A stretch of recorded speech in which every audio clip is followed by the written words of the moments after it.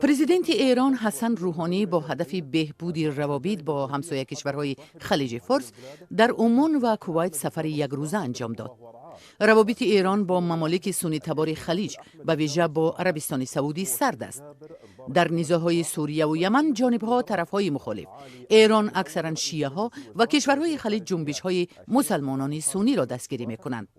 روحانی میگوید ایران دائما در فکر تنظیم روابط خوب با همسایه‌هایش است. پرزیدنت ایران دعوت کرد که وحدت شیعه و سنی تقویت یابد. روحانی افزود که مسلمانان شیعه و سنی صدها سال این جانب کنار هم در صلح و آسایش زیستند.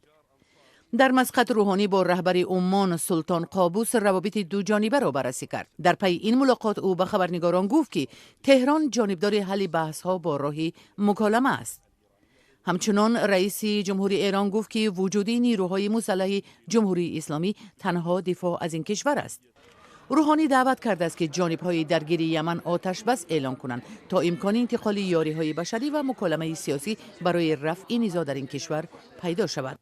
سازمان ملل متحد میگوید که مناقشه چند ساله یمن مردم این کشور را به گرسنگی روبرو کرده است. در یمن ایران از آشوبگران شیعه حوثی و ائتلاف زیر رهبری عربستان سعودی از نیروهای تحت کنترل حکومت پشتیبانی میکند. ایران با عمان دائما روابط خوب داشته است. دو کشور همراه گذرگاه استراتژی هرمز را نظارت میکنند.